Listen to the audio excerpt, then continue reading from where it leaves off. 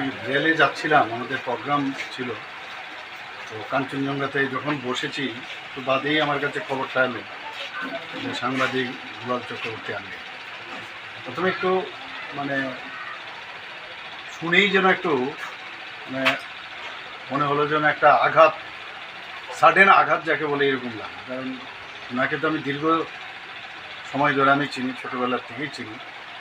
সাংবাদিকতা বাদ দিয়েও সাংবাদিক আর মানে পলিটিক্স দুটো একটা আরেকটার সাথে মানে কী বলবো, মানে অঙ্গাঙ্গিভাবেই জড়িত। কিন্তু ওনার সাথে এর আগের থেকে আমার পরিচয়। আর এখন তো আমার এই বিধানসভা এলাকারও ওনার মানে এখানে উনি থাকেন। এই দীর্ঘ সময় ধরে ওনাকে চিনি। মন খোলা মানুষ, যখন মনে যা ওনার আসতো একদম মানে পরিষ্কারভাবে বলে দিত। মাঝে মাঝে কথা হতো, অনেক সময় সাজেশনও দিতেন যে এই বিষয় একটু আপনারা যদি নজর দিন তাহলে ভালো হবে। তো ওনার যে সাজেশনগুলো আজকের তারিখে মনে হয় খুবই প্রাসঙ্গিক, এবং এগুলো কিন্তু খুব কাজেও এসছে। যখন যে কথাটা বলেছে সেইভাবে যখন আমরা এই কাজটা করলাম, তখন দেখতাম এটা কিন্তু মানে ইট অ্যাক্টস, ইট ওয়ার্কস। আর কী বলবো, ফ্যামিলির সাথে আজকে দেখা করলাম। আজকে আমি কালকে আসার কথা ছিল, কিন্তু অনেক রাত হয়ে যাওয়া তার আসতে পারিনি।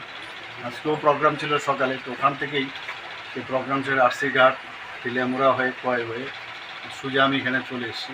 কারণ এই সময়ে মানে কী বলবো না, পরিবারের সাথে থাকা উচিত, আমাদের সান্ত্বনা দেওয়া উচিত। সান্ত্বনার কোনো ভাষা নেই। বিদেহী আত্মার বাবুর আত্মার সদ্গতি কামনা। আপনার মনে হয় না এই স্যারের এই জায়গাটা অন্য কেউ কোনো সময় নিতে পারবে মনে হয়? না, দেখুন এখন কি বলবো, কেউ কারোর স্থান দখল করতে পারে না। যে যেরকম তাকে ভগবান উপর থেকে এই কাজের জন্যই পাঠিয়েছে, এবং সেই জায়গায় ফিল আপ করা ভেরি টাফ। আপনারাও সাংবাদিকতার সাথে জড়িত আছেন, আপনারাও নিজেরা বুঝবেন যে চলে যায় এক্স্যাক্টলি ওর মতো হবে না, হয়তো বা অন্যরকম কেউ আসবে, কিন্তু এক্স্যাক্ট এইরকম চলে আসবে সেটা কিন্তু আমার মনে হয় না। যারা প্রেসের সাথে যারা যুক্ত, সাংবাদিকরা আছেন, তাদের জন্য একটা অপূরণীয় ক্ষতি হবে।